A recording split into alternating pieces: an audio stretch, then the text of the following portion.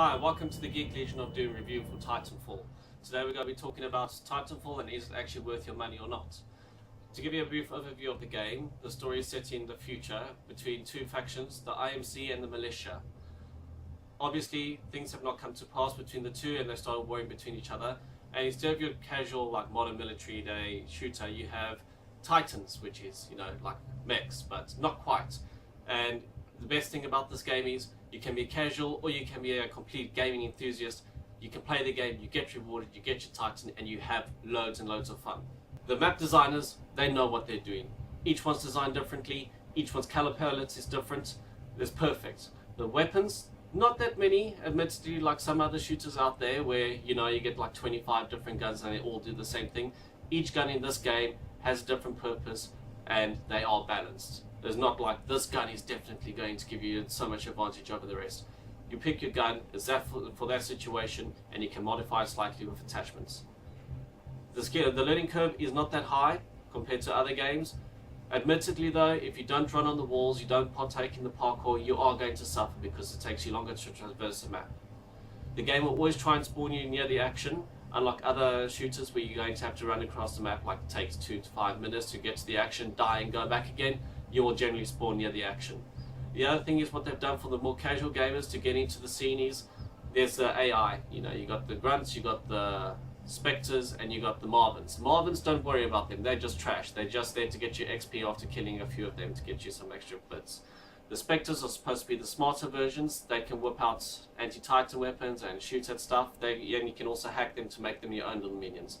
Again, once you've played the game enough, you're not going to bother with them, you just go shoot them and move on. Same with the grunts. They don't do much, they just look at you occasionally, shoot at you every now and then. Don't worry about them, shoot them, move on.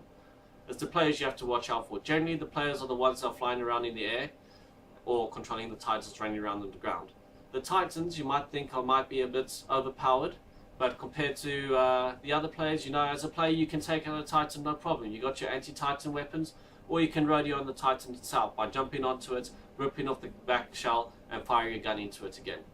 It's not too hard to take down a Titan, and yet at the same time, if you are a player going up against a Titan, be aware you're going to be very, very vulnerable because some of those guns can just blow you up in one shot. Or if you don't get up the ramp fast enough, you're going to get run over. Quite satisfying. The one downside of the game, I must say, the campaign, a bit lackluster, from all the hype to get it. We're not going to do a single player campaign, but we're going to do a multiplayer campaign for you to do. The story is okay. If you look at it, they're trying to give you a backdrop into the story, what's going on, but there's not really any cutscenes. You occasionally get like a few graphics between missions, and between lobbies you get somebody, a voice in the lobby going blah blah blah blah yakety yakety yak. During the game there's somebody going in the corner yeah, but let's be honest, you look at that person in the corner, you're going to die. There's so much going on in the game, you need to pay attention to what's going on. Ignore the people talking to you, they have no relevance whatsoever. So unfortunately, the story has suffered because of it. There is other NPCs in the game, like flying creatures and leviathans walking around. They don't play much of a role. But what I will say is there's a flying creature that I have seen pick up players and fly away with them. So try not to shoot them if you want to keep your KD ratio high. The question is, if you think about it, if the game's actually worth it or not.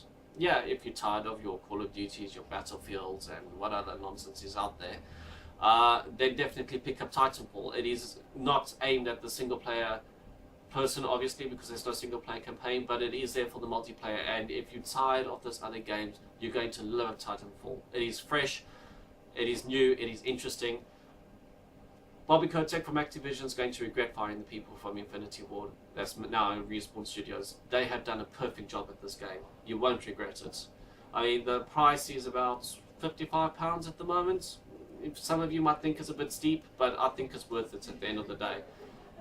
My overall score for the game would probably be about 7 out of 10.